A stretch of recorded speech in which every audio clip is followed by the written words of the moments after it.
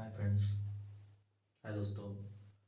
आज क्लास के अंदर हम बात करते हैं क्लास 10th के अंतर्गत तीसरे चैप्टर पे जो बेसिकली फंडामेंटल के बारे में बात करेंगे और जिसके अंतर्गत कुछ बेसिक टॉपिकों के बारे में बात करेंगे। फिर इसके अलावा मैं क्या बात करने वाला हूँ, उस पर क्वेश्चनों के बारे में बात करने वाला हूँ जो क्लास 10 यूपी बोर्ड के अंतर्गत बहुत बड़े क्वेश्चन आपके होंगे।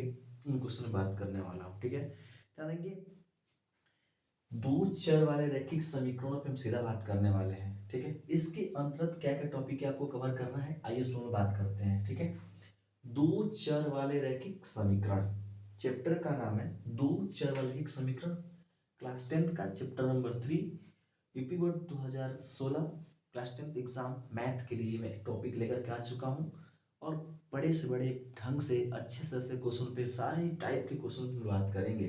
यानी कि यहाँ पे टॉपिक हमारा क्या है, गौर से ध्यान से समझेंगे हम लोग। ठीक है, दो चर वाले रैखिक समीकरणों की बात कर रहा है। ठीक है, दो चर युग्म के बारे में बात कर रहा है। दो समीकरण आपके होंगे जो कैसे आपके होंगे, चर पद वाले होंगे और दो चर पद वाला आपको होगा। सबसे बात करते हैं यहाँ पे भाई, ध्यान रखेंगे चर पद के बारे में। चर पद और एक बनेगा अचर पद। ठीक है, चर पद के अंतर्गत जो अल्फाबेट आपके होंगे ABC। ठीक है, इसको लेकर के पूरा कहाँ तक आप चलेंगे, लास्ट तक एक्स वाई जेड तक, ये सारे के सारे क्या बनेंगे, अल्फाबेट आपके बनेंगे। ठीक है, इनमें से कोई भी दो आपका होगा चर। ठीक है, उनके द्वारा आपका अचर पद के साथ समीकरण बनेगा। कैसे बनेगा, जैसे यहाँ पे ध्यान रखेंगे, यहाँ पे लिखेंगे 3x प्लस 2y, ठीक है, इक्वल टू 5। ये एक समीकरण आपका बन गया। इस समीकरण के अंतर्गत यहाँ पे देखिए x और यहाँ पे y, ये आपके अचर, ये आपके अचर और ये आपके अचर, ये जो दो आपके क्या है चर, और दोनों ही क्या है अलग अलग आपके हैं। तो दो चर वाले एक समीकरण आपके बने हुए हैं, उन पे हम लोग को क्या करना है, बात करना है। ठीक है, चलिए ध्यान देंगे जितने भी इसके अंतर टॉपिक आपके बनेंगे, ध्यान रखेंगे दो चर वाले रैखिक समीकरण के बारे में बात करना है।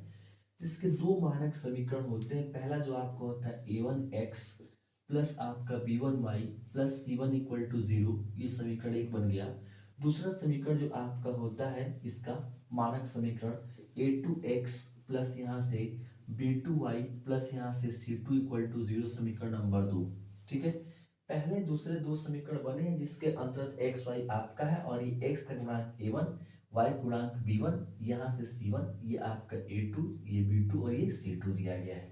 ठीक है, तो कोई भी दो समीकरण दिए गए होंगे जिसके अंतर्गत x के गुणांक, y के गुणांक और अचर पद जो आपका दिया गया होगा, इनको साथ में लेकर के क्या करना है, हमें बनाना होता है। ठीक है ना, ध्यान देंगे यहाँ से इसमें करना क्या आपका है, क्वेश्चन कैसे आपका पूछेगा कि दो चर पद वाले रैखिक समीकरण आपके दिए गए हैं। आपको बताना है कि अगर दोनों को हल करते हैं तो हल करने के बाद वो समीकरण किस प्रकार का है, कंडीशंस क्या क्या आपके बनते हैं। ध्यान रखेंगे ये दोनों समीकरण क्या संगत हैं या असंगत हैं।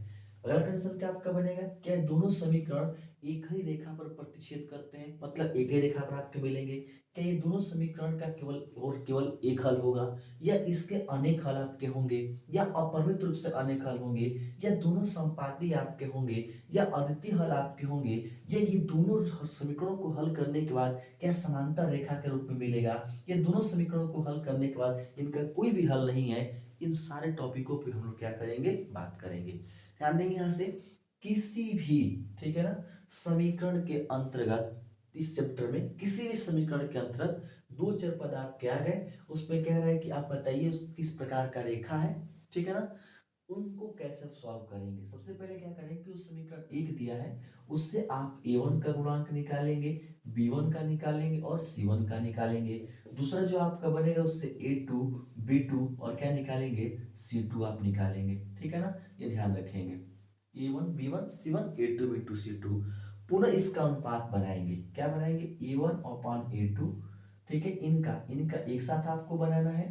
फिर दूसरा वाला b1 अपान b2 आपका होगा, इनका एक साथ आपको बनाना है। और तीसरा c1 अपान c2, इन दोनों को एक साथ आपको क्या करना है, बनाना है। ठीक है, चलिए ध्यान देंगे यहाँ पे, बड़ा लॉजिकली है और थोड़ा सा आपको प्रेजेंट ऑफ माइंड में अप्लाई इसमें करना है। एकदम मजेदार टॉपिकों के साथ आपको बेहतरीन ढंग से आपको एकदम क्वेश्चन को सॉल्व करने के लिए, इससे आसान तक कहीं नहीं, कुछ नहीं।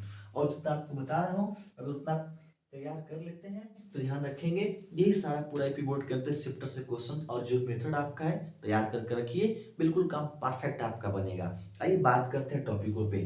अगर मान लेते हैं कि a1 अपॉन a2 और b1 अपॉन b2 ये दोनों आपस में बराबर नहीं है।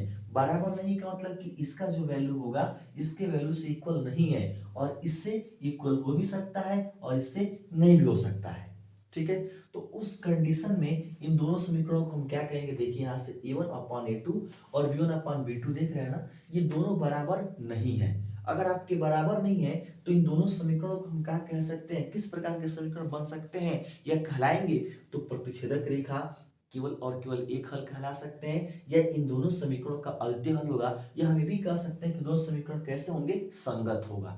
अच्छा, प्रश्न कैसे आपके यहाँ से पूछेगा, प्रश्न आपसे ये पूछेगा कि दो समीकरण आपके दिए गए हैं जिससे आपको बताना है क्या दोनों समीकरण संगत हैं या दोनों समीकरण असंगत हैं। तो सबसे पहला स्टेप आपको करना क्या है, दिए गए समीकरण में से जो x1 y1 अचर पद आपका दिया है उनके गुणांकों को निकाल लेना है, अचर पद को पूरा कंप्लीट आपको लेना है। उसके बाद से क्या करना है, उसका अनुपात बनाना है। अनुपात बनाने के बाद हमें देखना है क्या पहला और दूसरा अनुपात आपस में बराबर है या पहला और दूसरा अनुपात बराबर नहीं है। अगर दोनों पहला दूसरा ये अनुपात आपस में बराबर नहीं है तो समझ जाइए कि दोनों समीकरण आपके संगत होंगे। कोई भी कंडीशन इस पे से आपका पूछ सकता है।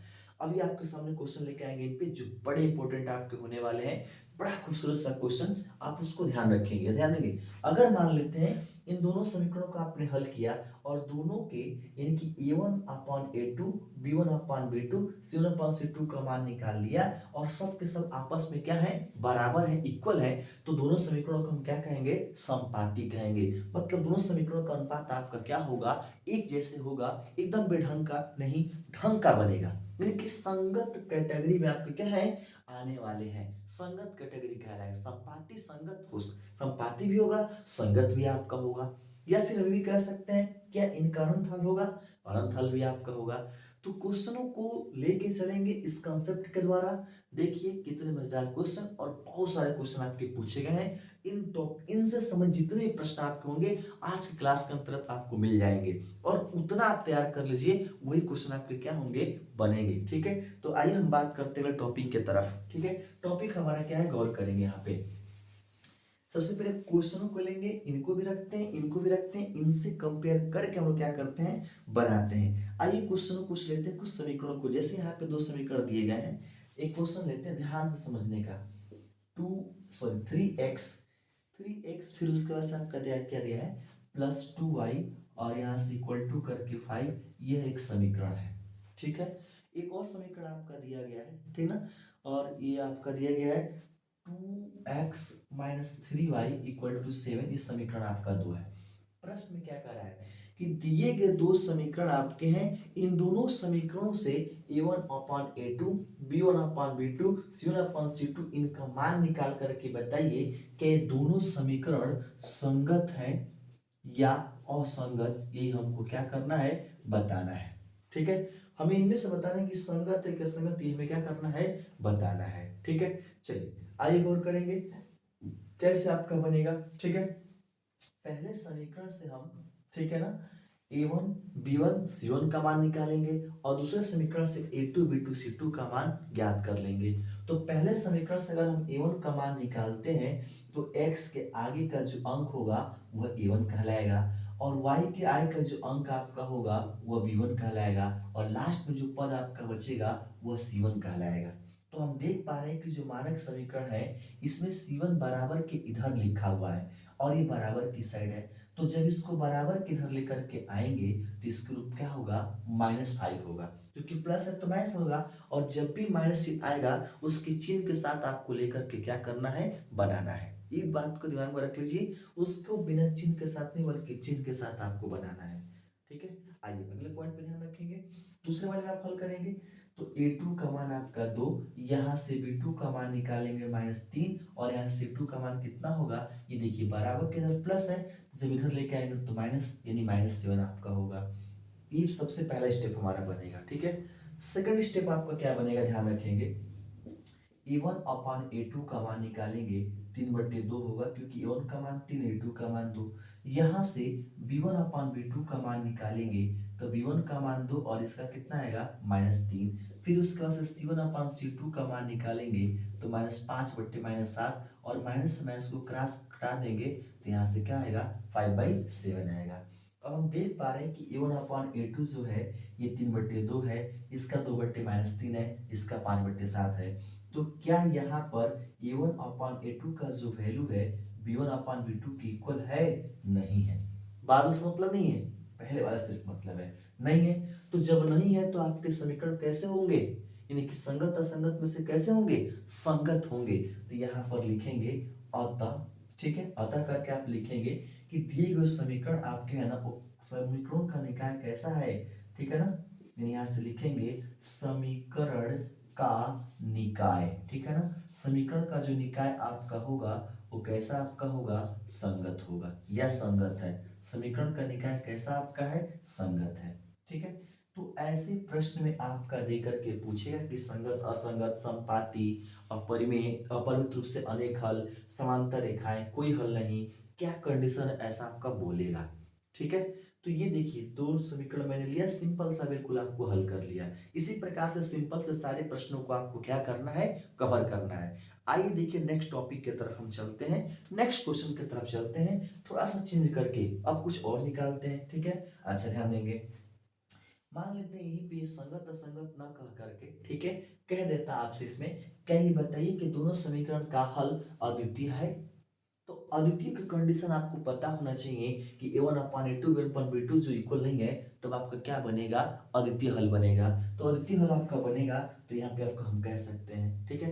यानी कि प्रश्नों को ध्यान से लेकर के आपको समझना है, ठीक है। कोई इसमें इशू नहीं है, बिल्कुल ध्यान से बनेंगे, इसको आप स्क्रीनशॉट ले लेंगे। आइए फिर मैं अगले क्वेश्चन की तरफ ले चलता हूँ जहां से फिर कुछ अनुपातों को सीखने का प्रयास करेंगे। बने रहिए वीडियो अंत तक और दीजिए यूपी बोर्ड का एग्जाम एक बेहतरीन कंसेप्ट के साथ।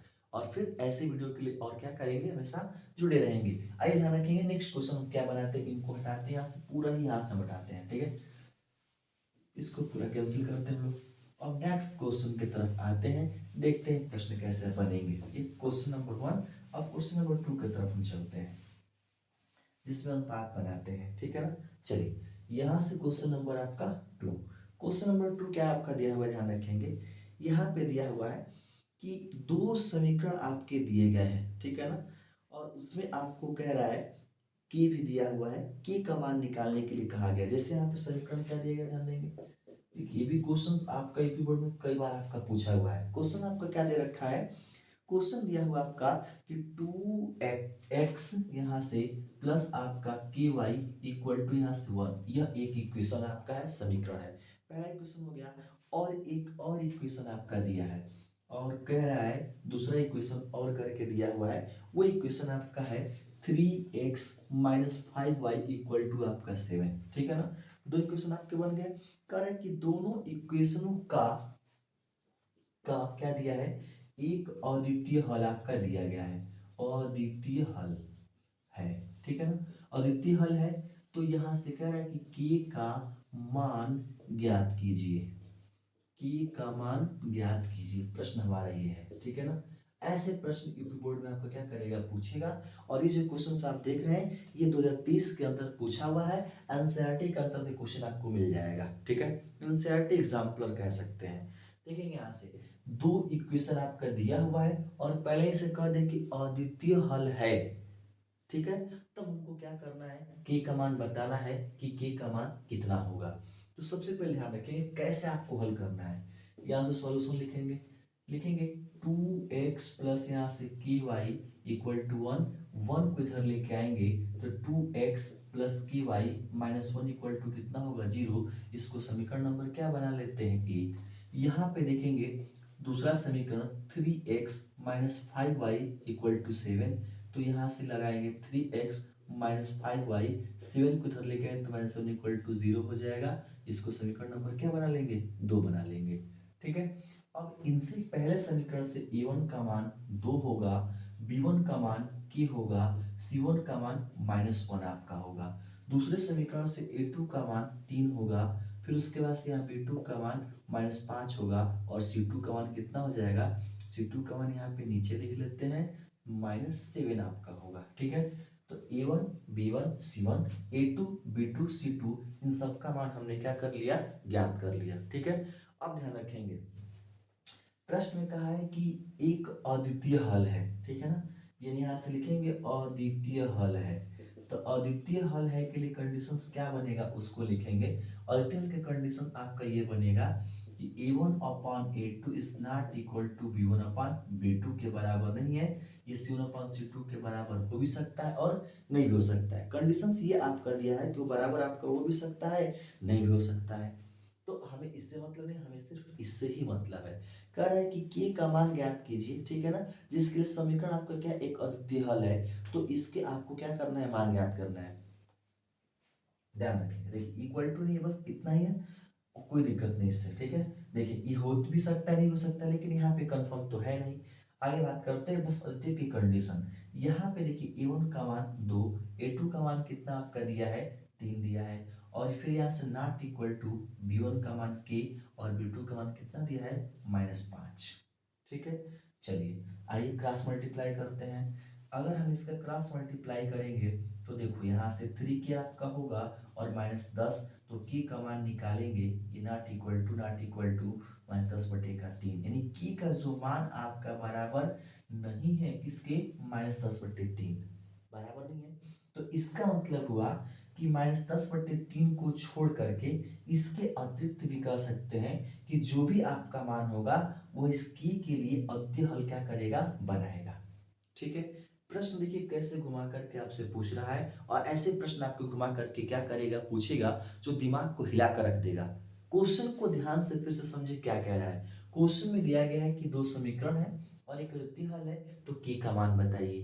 तो यहाँ पे हमने क्या किया, A1 B1 C1 A2 B2 C2 दोनों समीकरणों से मान ज्ञात करने के बाद अद्वितीय हल का कंडीशन जब बना रहे हैं, तो की का मान की बराबर की इज नॉट इक्वल टू, बराबर तो की बात ही छोड़ दीजिए, -10 आपका 3 आ गया। मतलब कि k का मान -10/3 के बराबर नहीं है। इसको छोड़ करके कोई भी अगर मान आप लेते हैं तो उसके बराबर आपका क्या होगा, बनेगा। ठीक है, तो ध्यान रखेंगे ये k is not equal to -10/3, यह आपका मान पर k के इस मान पर अद्वितीय हल नहीं है। अगर इसको छोड़ दें, इसका अतिरिक्त कोई और मान ले, तो अद्वितीय हल आपका होगा। ठीक है, ऐसे क्वेश्चन आपको क्या होंगे, बार बार बन रहे हैं, पूछे भी जा सकते हैं। ठीक है ना, आइए अगले क्वेश्चन की तरफ बढ़ते हैं। एक और ऐसा प्रश्न जिसमें आपका क्या निकालना है, के का ही मान निकालना है। ठीक है, चलिए आइए बात करते हैं, इसको हटाते हैं सब। ऐसे प्रश्न जितने भी आपके दिए गए होंगे, इसमें नंबर को क्या कर सकता है, चिन्ह जो देख रहे हैं सिंबल, उसको थोड़ा सा क्या करेगा, चेंज कर देगा। बाकी सब वही आपका रहेगा, उसमें कोई दिक्कत नहीं आएगा। ठीक है ना, चलिए नेक्स्ट क्वेश्चन पे। अगले क्वेश्चन जो अभी क्वेश्चन आपको 19 के अंदर पूछा हुआ है, शॉर्टकट में क्वेश्चन को समझते हैं। देखिए क्या दिया है, क्वेश्चन दिया है कि x plus y equal to K square. ठीक है ना, यह एक समीकरण आपका दिया है, और दूसरा समीकरण यहाँ से x प्लस के वाई इक्वल टू 1 दिया है। ठीक है ना, दो समीकरण दिए हैं। कह रहा है कि दोनों समीकरण के अनंत हल है। कैसे हल है, अनंत हल है। तो जब अनंत हल आपका है, तो हमें क्या करना है कि जो इसमें दिख रहा है इसी के का मान निकालना है। दो समीकरण दिए गए हैं, इन दोनों समीकरणों के अनंत हल आपके हैं। तो अनंत हल का तात्पर्य ध्यान रखेंगे, यहाँ से क्या आपका बनेगा। देखिए सबसे पहले यहाँ से क्वेश्चन को सॉल्व करते हैं। क्वेश्चन को सॉल्व करेंगे तो के x plus y equal to K power 2, तो इसको इधर लेके आएंगे तो के एक्स प्लस वाई माइनस के का स्क्वायर इक्वल टू 0 हो जाएगा। यहाँ से x प्लस के वाई इक्वल टू 1, अब 1 को इधर लेके आ जाएंगे तो के एक्स प्लस यहाँ से के वाई और -1 इक्वल टू कितना होगा, 0। ये समीकरण एक, इसको मान लो, इसको समीकरण क्या मान लो, 2 मान लो। यहाँ से अगर a1 का मान निकालेंगे तो के, b1 का मान निकालेंगे तो y की गुणांक लेते हैं। तो y का कोई भी नंबर आपका नहीं दिया गया है, तो उसका हमेशा क्या होगा, 1। तो यहाँ से 1 आप लेंगे और c1 का मान आप निकालेंगे तो -k का स्क्वायर होगा। दूसरे वाला आएंगे, यहाँ पर देखिए क्या कोई अंक है ही नहीं, तो क्या मानेंगे, 1 मानेंगे। तो यहाँ से देखिए a2 का मान आप निकालेंगे तो 1, यहाँ से b2 का मान आप निकालेंगे तो k, और यहाँ से c2 का मान कितना होगा, -1 होगा। प्रश्न में कहा है कि अनंत हल, तो अनंत हल के कंडीशंस क्या आपके बनेंगे, ध्यान रखेंगे, वो आपको याद रखना पड़ेगा। अनंत हल का कंडीशन यहाँ पे लिखेंगे अनंत हल के लिए, अनंत हल के लिए मतलब उसका कंडीशन क्या आपका है, तो इसका बनता है a1 upon a2 equal to b1 अपान कितना होगा b2 इक्वल टू आपका कितना होगा c1 अपान c2। ठीक है ना। चलिए आगे बढ़ते हैं। यहाँ से ये तीनों ही आपके बराबर हैं तो अनंत हल कहलाएंगे। चलिए यहाँ से a1 का मान ये रखेंगे, a2 का मान देखिए कितना आपका है 1 इक्वल टू b1 का मान 1, b2 का मान आपका वहां से k, तो k रखेंगे इक्वल टू c1 का मान माइनस के का स्क्वायर बटे यहाँ से -1 हो गया आपका। अब देखिए ध्यान से कैसे आपको यहाँ से हल करना है। करना क्या है यहाँ पे देखिए, ठीक है, ध्यान देंगे। ये जो दो आपके बराबर है ना, पहले इनको आप लेंगे, यानी कि यहाँ से k बटे का 1 इक्वल टू 1 अपान k, तो इसका मल्टीप्लाई कर लेंगे, तो यहाँ से k का स्क्वायर इसका इसमें और इसका इसमें, और यहाँ से कितना हो जाएगा 1, तो यहाँ से k का अगर मान आप निकालेंगे तो रूट में कितना होगा 1, और रूट में 1 को क्या लिख सकते हैं हम लोग 1 लिख सकते हैं। ठीक है। अब दूसरा वाला क्या दिया ध्यान रखेंगे, दूसरा वाला अब इसके बराबर करेंगे, देखिए माइनस, तो पहले आप लिख लें 1 अपान के इक्वल टू माइनस के का स्क्वायर बटे आपका -1, माइनस माइनस आपका कट गया, इनका गुणा कर लीजिए कितना आपका होगा, तो इसका गुणा करेंगे तो के पावर 3 इक्वल टू कितना होगा 1 आपका हो जाएगा। अब यहाँ से के का मान निकालेंगे तो कितना आएगा, घनमूल निकालेंगे, तो एक का घनमूल निकालें चाहे वर्गमूल निकालें या वर्ग कर देते हैं, ठीक है ना, तो उसका वैल्यू कितना होता है 1, यानी कि इसका भी मान हमेशा क्या आपका बनेगा 1 ही बनेगा। ठीक है, यानी कि इसके आंसर के रूप में आप क्या लिखेंगे 1 लिखेंगे। ठीक है। अच्छा, ऑप्शन के रूप में अगर देगा तो फिर क्या देगा, ध्यान रखेंगे, जब ऑप्शन के रूप में आपका देगा यहाँ से, तो देखिए ये जो 1 आपका निकला है ये प्लस और माइनस दोनों के रूप में निकलेगा, यानी कि इसको आप कह सकते हैं +1 या करके यहाँ से -1 कह सकते हैं, दोनों में से कोई भी आपका बन जाएगा। ठीक है। इसके बाद से दूसरा जो आपका देखिए के पावर 3 इक्वल टू 1, तो ये जो क्वेश्चन आपका बना हुआ है, ठीक है, इसका भी आप क्या कर सकते हैं, घनमूल निकाल सकते हो, उसमें कोई दिक्कत नहीं है, लेकिन यहाँ पे घनमूल निकालने की आवश्यकता नहीं, क्योंकि पहले वाले से मान हमारा निकल चुका है, उसी तरह से मान क्या होगा आपको बनाना है। ठीक है, तो बस एक को आप ले लेंगे तो फिर आपका कोई दिक्कत नहीं बन जाएगा। ठीक है, तो इस तरह से प्रश्नों का आपको क्या करना है, बनाना है इस अनुपात वाले पे। तो जो अनुपात वाला टॉपिक आपका दिया गया है, इसको ध्यान समझ लेंगे, बना लेंगे, नोट कर लेंगे, ऐसे प्रश्न आपको क्या करने हैं, हल करने हैं। ठीक है, आइए आगे बात करते हैं, कुछ और प्रश्नों की तरफ हम चलते हैं, देखते हैं कुछ और प्रश्न जो आपके हैं बड़े इंपॉर्टेंट आपके हैं। ठीक है ना, चलिए ध्यान देंगे। एक क्वेश्चन आपका,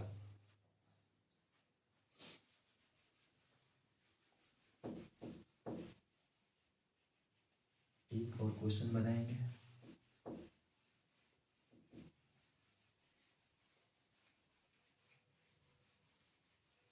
चलिए ध्यान देंगे क्या दिया है क्वेश्चन, एक क्वेश्चन लोग बनाने का प्रयास करते हैं अनुपातिक रूप में। चलिए दिया है यहाँ से आपका, क्वेश्चन नंबर 3 पे आते हैं, 4x, ठीक है, 4x यहाँ से प्लस आपका 3y -7 इक्वल टू 0, यह एक समीकरण हो गया। ठीक है, एक और समीकरण आपका दिया है 12x plus 9y, 12x plus 9y equal to यहाँ से 21 दिया गया है। दो समीकरण आपके हो गए, तो यहाँ से देखिए 12x प्लस 9y और इसको इधर लेके आएंगे तो माइनस में होगा, इक्वल टू 0, इसको समीकरण नंबर 2 मानेंगे। दो समीकरण हमारे दिए, क्वेश्चन क्या कह रहा है कि के का मान, इसमें भी आप के का तो नहीं, के वाले क्वेश्चन में सॉरी के की बात ही नहीं किया है, इसमें क्या कह रहा है कि दो समीकरण दिए गए हैं, ठीक है ना, अब हमको ये करना है कि पहले समीकरण से और दूसरे समीकरण से, पहले समीकरण से a1 a2 b1 b2 c1 c2 इनका मान हमें निकाल लेना है, और इनका मान निकालने को अनुपात बनाना है, और अनुपात बनाने के बाद ये हमें पता करके बताना है कि क्या एक बिंदु पर प्रतिच्छेद है, यानी कि यहाँ से कर लिख सकते हैं, पहला कंडीशन क्या आपका दिया है, प्रतिच्छेदित रेखा, प्रतिच्छेदक भी कह सकते हैं, रेखा होगा। ठीक है, या फिर कह रहा है कि समांतर होगा। ठीक है, ये कंडीशंस दिया हुआ है, ध्यान देंगे, समांतर यहाँ से होगा, या करके लिख लो चाहे ऐसे लिख लो, समांतर होगा, समांतर रेखा कह सकते हैं, समांतर रेखा। और तीसरा जो आपका दिया गया है, क्या तीसरा दिया है, तीसरा आपका दिया कि समपाती, यानी यहाँ पे लिख लेंगे समपाती है, समपाती रेखा या समपाती है, यानी हमें ये बताना है, दो समीकरण दे दिया है, ठीक है, कि दोनों समीकरण कैसे हैं, प्रतिच्छेदक रेखा है, समांतर रेखा है या समपाती है, किस प्रकार के हैं, उस पर हमें क्या करना है, बात करना है, ठीक है ना। चलिए ध्यान रखेंगे, यहां से बनाते हैं हम लोग, क्या बनेगा आपका, पहले वाले से a1 का मान निकालेंगे तो 4, b1 का मान निकालेंगे 3 और c1 का मान निकालेंगे तो माइनस क्या आएगा, 7। दूसरे वाले से आप निकालते हैं तो देखिए a2 का मान कितना आएगा, 12, यहाँ से b2 का मान निकालें कितना आएगा, यहाँ से आपका 9 और यहाँ से c2 का मान कितना होगा, -21 आपका होगा। अब आपको क्या करना है, इसका अनुपात बनाना है, पहले अनुपात यहाँ बनाना है, तो a1 अपॉन a2 का मान अगर निकालते हैं तो 4/12, 4 एकम में 4, 4 3 12। उसके बाद से यहाँ से दूसरा वाला आपका क्या बनेगा, b1 अपान b2, तो b1 का मान कितना आपका दिया, देखिए 3 और यहाँ से आपका 9, इसको कैलकुलेट करेंगे तो 1 बाई कितना आ जाएगा, 3 आ जाएगा। तीसरा आपका c1 अपान c2 दिया है, c1 अपान c2 का मान निकालेंगे तो -7/21, तो माइनस माइनस कटा देंगे, 7 एकम 7, 7 3 21, ठीक है ना। अब चलिए देख पा रहे हैं हम यहाँ पे क्या, कि जो a1 upon a2, b1 upon b2, c1 upon c2 तीनों का मान आपस में क्या है, बराबर है। इसका मतलब कि a1 upon a2 equal to b1 upon b2 equal to c1 upon c2, ये तीनों ही आपस में क्या है, बराबर है। जब बराबर हो गए तो यहाँ पे आगे हम लिख देते हैं, अतः करके लिखेंगे, अतः दी गई रेखाएं, ठीक है ना, यह समीकरण, ठीक है ना, क्या है, समपाती है, समपाती है, समपाती है, यह समपाती रेखाएं हैं, ठीक है, कुछ भी उसमें से लेंगे कोई दिक्कत नहीं है, दी गई रेखाएं समपाती रेखाएं हैं, अगली जी यहाँ भी लिख लेते हैं, कोई दिक्कत नहीं है। प्रश्न में समपाती दिया था तो हमने समपाती ले लिया, आप समान समपाती रेखाएं भी कहेंगे, ठीक है। तो जब दो समीकरण आपके दे दिए तो उनको इस प्रकार से क्या करना है, कैलकुलेट करना है, कैलकुलेशन ये आपका है, ठीक है। इस कंसेप्ट पर ऐसे प्रश्न आपसे क्या होंगे, पूछेंगे, कहीं के का मान निकालने के लिए कहेगा, कहीं पी का मान निकालने के लिए कहेगा और कहीं ऐसे आपको बताने के लिए कहेगा। तो मेरे दोस्त इस समीकरणों को आप क्या करेंगे, समझ लेंगे, ठीक है। अब फिर से इसको क्वेश्चन को रिपीट करेंगे और इस टाइप के जितने क्वेश्चन आपके होंगे उन क्वेश्चन को सॉल्व कर लेंगे, रिवाइज कर लेंगे और ऐसा प्रश्न निश्चित रूप से आपको क्या होगा, मिलेगा। सटीक प्रश्नों पे मैं क्या कर रहा हूँ, बात कर रहा हूँ। अगले टॉपिक के तहत अगली वीडियो की बात करूंगा, ध्यान रखेंगे। उसका तहत आपको समीकरण जो दिए गए होंगे दो चार पद वाले, उनको कैसे कैलकुलेट करना है वहां पे सिखाएंगे हम आपको, ठीक है। तब तक के लिए इतना क्या कर लेंगे, तैयार कर लेंगे, ठीक है, नोट कर लें इसे।